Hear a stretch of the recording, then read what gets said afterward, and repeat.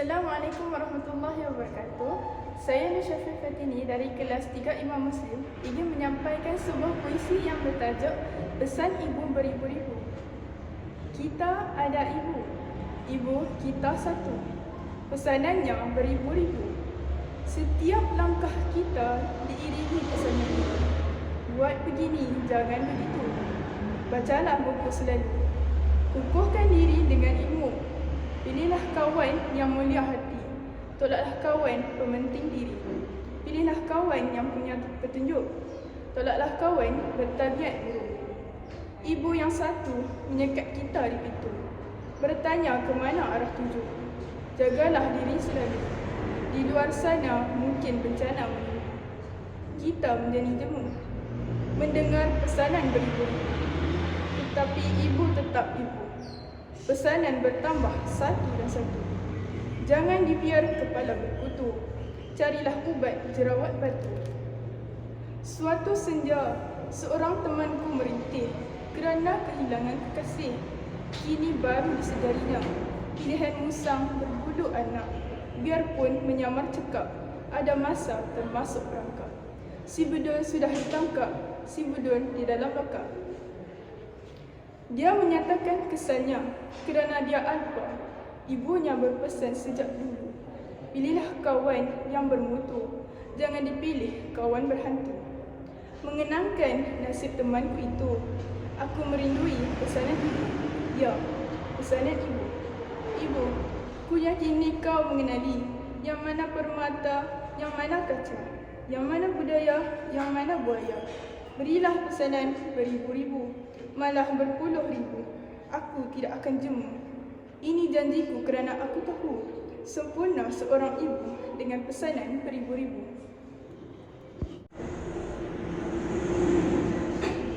Setiap orang dilahirkan oleh seorang ibu. Seorang ibu mempunyai banyak pesanan yang sering diberikan untuk kebaikan anak-anaknya.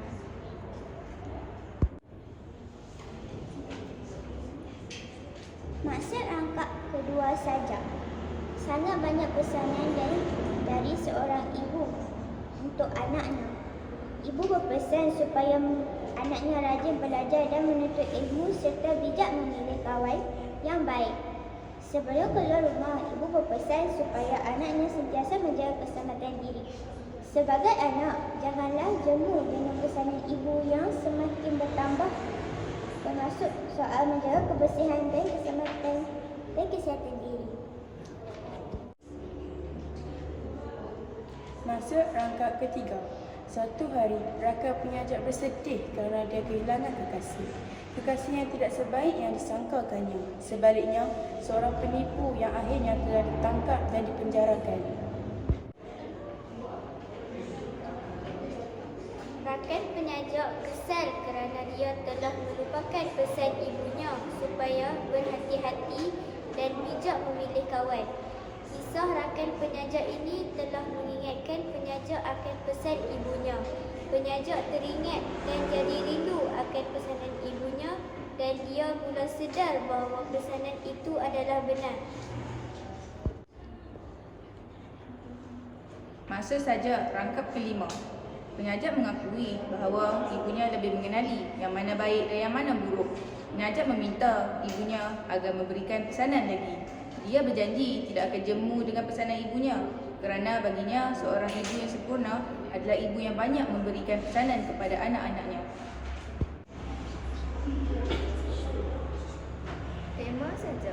Kisah seorang yang tidak pernah jemu memberikan pesanan dan nasihat kepada anak-anak kesayangannya supaya mereka tidak tersalah langkah dalam kehidupan.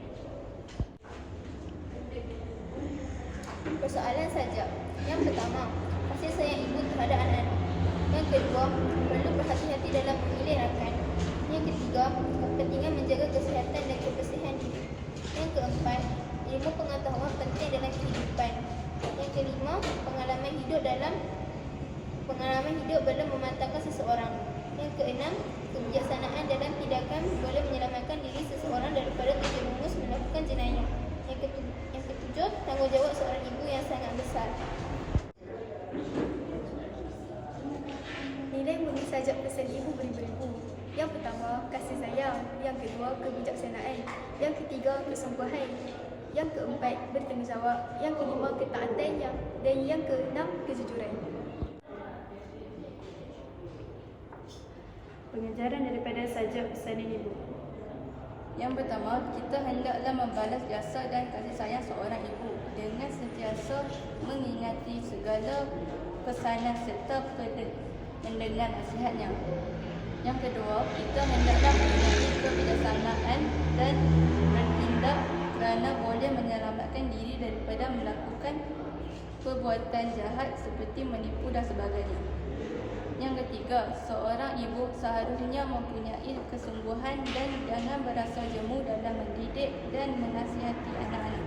Yang keempat, ibu perlu mempunyai sikap bertanggungjawab terhadap pendidikan anak-anak. Yang kelima, anak-anak perlu mendengar nasihat ibu bapa dan mentaati mereka. Yang terakhir, sebagai seorang sahabat yang baik, kita seharusnya bersikap jujur dan tidak mengkhianati